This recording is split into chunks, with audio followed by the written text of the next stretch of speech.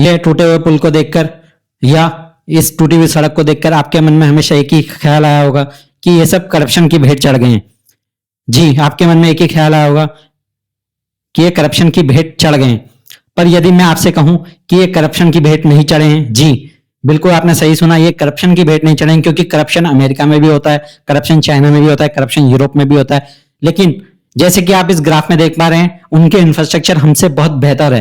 Corruption में वो हमसे कोई ज्यादा पीछे नहीं है, लेकिन आप इंफ्रास्ट्रक्चर इंडेक्स में आप देख सकते हैं कि उनका इंफ्रास्ट्रक्चर हमसे बहुत बेहतर है। इस ग्राफ में जैसे आप देख रहे हैं, इस ग्राफ में जैसे आप इंफ्रास्ट्रक्चर को देख पा रहे हैं, वो हमसे बहुत बेटर है।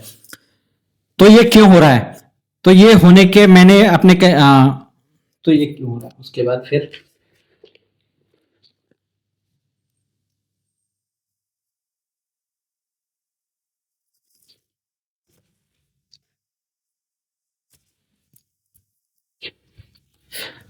तो साथियों मेरे साथ बने रहिए। अगले 10 मिनट में मैं आपके साथ वो 5 कारण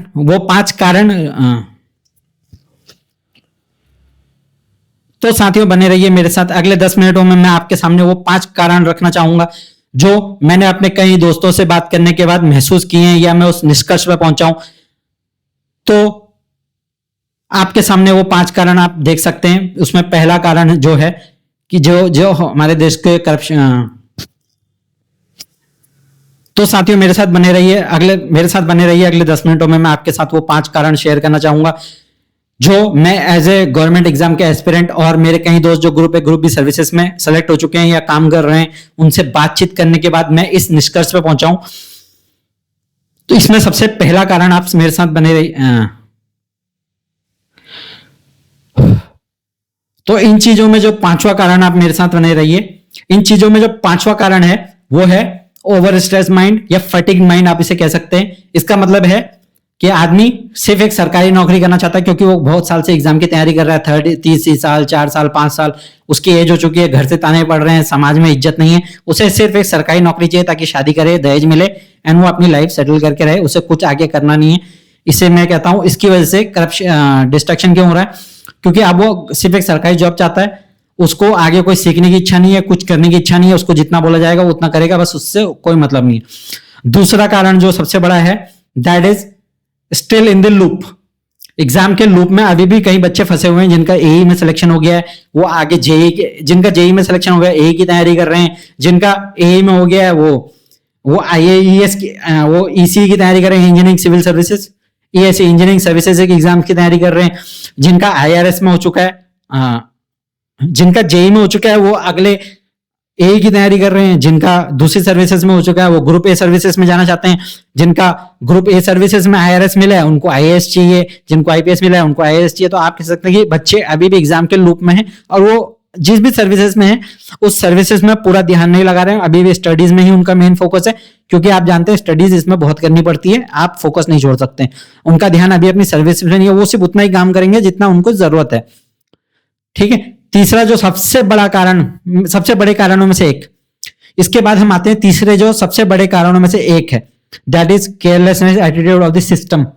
आप इसे कह सकते हैं कि सिस्टम ने इनको इतनी प्रोटेक्शन प्रोवाइड की है, ऑफिस ग्रुप ए ऑफिसर्स को तो कॉन्स्टिट्यूशन ने प्रोटेक्शन प्रोवाइड किया आर्टिकल 311 की तरफ से, और जो ग्रुप बी या ग्रुप डी ये सर्विसेज में है इन्हें सिस्टम प्रोवाइड करता है प्रोटेक्शन। तो प्रोटेक्शन से मेरा मतलब है कि अनलेस एंड अनटिल कोई बहुत बड़ा या मेजर केस जिसमें बहुत सारी जानें नहीं जा रही हैं, अगर वो नहीं होगा तो कोई सिस्टम कुछ नहीं हिलेगा, सिस्टम में कोई हरकत नहीं होगी। अगर 5-10 लोगों की जान चली गई तो ज्यादा से ज्यादा आपको सस्पेंड किया जाएगा, उससे ज्यादा कुछ नहीं होगा। सस्पेंशन में आपको पता है कुछ नहीं होता है, दैट इज पेड लीव। आप छुट्टी लेके घर पे बैठिए, आप छुट्टी लीजिए, हाफ सैलरी लीजिए, घर पे करप्शन का पैसा आपके पास आता है। ठीक है। और तीसरा जो सबसे आपने जो ये सबसे बड़ा कारण आपने देख लिया, उसके बाद जो चौथा सबसे बड़ा कारण नहीं, जो दूसरा सबसे बड़ा कारण है, that is incompetent attitude of people. मैं इसको कहना चाहूंगा इनकम्पिटेंट एटीट्यूड ऑफ पीपल का मतलब कि लोगों इन संस्थाओं में ऐसे लोगों को बैठा दिया गया है जिनको उसकी प्रायर नॉलेज नहीं है, और प्रायर नॉलेज नहीं है तो वो उस पर एक्शन नहीं ले सकते। जैसे कि मैं अपने कई दोस्तों को जान चुका हूं जो मेरे साथ थे, जो बीए बीएड किए हुए और अब वो ऐसे डिपार्टमेंट के हेड बने हुए जिनके बारे में उनको कुछ अता पता नहीं है, और इसकी ट्रेनिंग कहीं लबासना वबासना में कहीं नहीं दी जाती है। इस वो उनको ऑफिशियल वर्क करना होता है, लेकिन आप ऐसा समझिए कि वो इस पोजीशन पे बैठे हुए हैं कि इतना ईगो होता है उनके अंदर कि वो अपने से जूनियर की बात सुनना नहीं चाहते हैं, और जूनियर उनको कुछ रिपोर्ट नहीं करना चाहते हैं, क्योंकि दोनों के बीच में एक टेंशन बनी रहती है, क्योंकि दोनों ही गवर्नमेंट ऑफिशियल है, कोई किसी का कुछ बिगाड़ नहीं सकता सिस्टम में। ज्यादा ज्यादा उसको सस्पेंड कर सकता है, उसको ट्रांसफर कर सकता है, कोई किसी को ड्यूटी से हटा नहीं सकता है। तो जूनियर भी अकड़ में रहते हैं, सीनियर भी अकड़ में था, वो उसकी बात नहीं सुनना चाहता, वो उसकी बात नहीं सुनना चाहता है। तो ये हमारे सिस्टम का सबसे बड़ा फेलियर है कि इनकम्पिटेंट लोगों को बैठाया हुआ है ऐसी पोजीशनों पे जहां वो चाह के भी कुछ सही नहीं कर सकते हैं। कि जैसे कि कहीं मैं अपने दोस्तों को जानना चाहता हूं कि वो करप्शन नहीं करना चाहते, वो अच्छा काम करना चाहते हैं, करप्शन करना चाहते हैं, लेकिन काम सही हो जाए, लेकिन उनको उसकी कोई नॉलेज नहीं है। वो उसी जेई के भरोसे बैठे हुए हैं या वो एई के भरोसे बैठे हुए हैं कि वो सही रिपोर्ट उनके पास सबमिट करेगा, वो सही रिपोर्ट में साइन करेंगे, वो उनके पूछ पाछ के ही काम होता है। और जो सबसे बड़ा और सबसे डेंजरस रीजन है हमारे देश में इस बदहाली का, इस करप्शन का, या आप कह सकते हैं इंफ्रास्ट्रक्चर के फेलियर का, दैट इज लोगों को, आम लोगों को पता ही नहीं है कि उनके राइट्स क्या हैं, उनके प्रिविलेजेस क्या हैं जो कॉन्स्टिट्यूशन ने उन्हें प्रोवाइड किया, उनकी ड्यूटीज क्या हैं जो कॉन्स्टिट्यूशन ने प्रोवाइड किए। वो अपने पब्लिक ऑफिशियल से सवाल नहीं करते हैं, क्योंकि उन्हें पता ही नहीं है कि पब्लिक ऑफिशियल से सवाल करेंगे। वो डर में रहते हैं कि अगर किसी थानेदार से सवाल किया, थानेदार उन्हें जेल में डाल देगा। लेकिन अगर उन्हें पता होता कि उनके कॉन्स्टिट्यूशन राइट क्या है, कैसे कॉन्स्टिट्यूशन राइट अवेल करने हैं, कैसे कोर्ट में जाना है, कैसे करना है, तो वो डरते नहीं। वो डरते हैं जनरली अपने ऑफिशियल से। आपको डरना नहीं है अपने ऑफिशियल से, आपको सवाल पूछने, कोई आपको कुछ नहीं बिगाड़ेगा। अगर देखिए सवाल अगर आपका बिगड़ेगा कैसे, अगर 1000 की भीड़ में 1 आदमी या 2 आदमी 3 आदमी सवाल पूछ रहे हैं तो ऑफिशियल उनको बर्बाद कर सकते हैं, ऑफिशियल उनको बर्बाद। लेकिन अगर 1 लाख की भीड़ है, 1 लाख की भीड़ में अगर 90,999 लोग सवाल पूछ रहे हैं तो IAS ऑफिसर कुछ नहीं कर पाएगा, कोई डिस्ट्रिक्ट कुछ नहीं कर पाएगा, पब्लिक कुछ नहीं कर पाएगी। आप ये समझ लीजिए पीएम भी कुछ नहीं कर पाएगा। हमारे देश की जनसंख्या अगर 140 करोड़ है, 140 करोड़ में से आप मान के चलिए अगर 90 करोड़ लोग सवाल पूछना शुरू कर दें आज की डेट में, तो न पुलिस ऑफिसर कुछ कर पाएंगे, न सरकारें कुछ उसका बिगाड़ पाएंगी। 90 करोड़ लोगों का कुछ बिगाड़ने में सरकार हिल जाएंगी।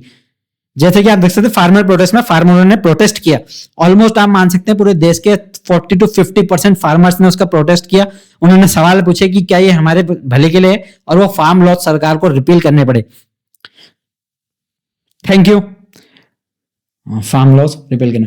तो साथियों, जाते जाते मैं आपसे ये सवाल पूछना चाहूंगा कि आपको क्या लगता है कि इसमें सबसे बड़ा कारण क्या था? क्या ये हमारा केयरलेस एटीट्यूड था? क्या ये अफसरों का केयरलेस एटीट्यूड था, या सिस्टम से बनाई हुई प्रोटेक्शन जो आपको लगता है करप्शन को बढ़ावा दे रही है, या करप्शन सिस्टम से बनाई हुई प्रोटेक्शन जो उसमें सबसे बड़ा रीजन है? या आपको लगता है कि ये हम लोगों का या आप लोगों का या जनता का एटीट्यूड है जो वो सवाल नहीं पूछती है? या आपको लगता है मैंने कोई कारण छोड़ दिया है? तो कृपया करके डिस्क्रिप्शन में। तो साथियों, जाते जाते आपसे एक ही सवाल करना चाहूंगा कि आपको क्या लगता है कि इस बदहाली का, इस इंफ्रास्ट्रक्चर के फेलियर का सबसे बड़ा कारण क्या हो सकता है? मेरे बताए हुए 5 कारणों में से अगर आपको लगता है कौन सा कारण है तो डिस्क्रिप्शन पे मुझे बताइए। और अगर आपको लगता है इन 5 कारणों में से कोई और कारण है जो इसको बढ़ावा दे रहा है, क्योंकि देखिए करप्शन सभी देशों में है। करप्शन ऐसा नहीं है कि सिर्फ इंडिया में है, करप्शन सभी देशों में है। लेकिन उनके इंफ्रास्ट्रक्चर, यहां तक कि जापान में भी करप्शन है। आप जाके पढ़ेंगे जापान की फाइल तो वहां पे भी करप्शन है। लेकिन उनका करप्शन और हमारे करप्शन में फर्क क्या है कि वहां के लोग सवाल पूछते हैं, वहां की जनता, वहां के जो एडमिनिस्ट्रेशन है वहां स्ट्रिक्ट फेलियर है।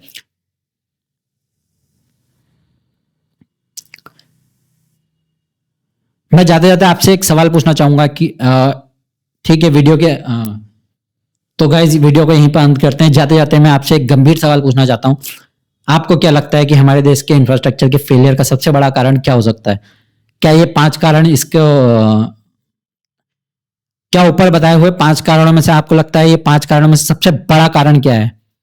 कृपया डिस्क्रिप्शन में मुझे बताइए। और अगर आपको लगता है कि इसमें से कोई और कारण है जो हमारे देश के इंफ्रास्ट्रक्चर को बेटर नहीं होने दे रहा है, देखिए करप्शन को छोड़ दीजिए, करप्शन सभी जगह होता है, करप्शन इसका कारण नहीं है। करप्शन का मतलब है कि कोई चीज अगर 1000 की बननी थी और उस 1000 में से 500 रुपए मैंने खा लिए और वो चीज अब 500 की बनी है, तो वहां करप्शन हो रहा है। लेकिन इंडिया में करप्शन ऐसा नहीं होता। इंडिया में आप सपोज मान के चलिए अगर कोई चीज 30 की है तो सरकार 30 रुपए तो देती है, उस पर से 50 रुपए और एक्स्ट्रा देती है, तो वो चीज 30 रुपए की चीज 80 रुपए की दिखाती है गवर्नमेंट।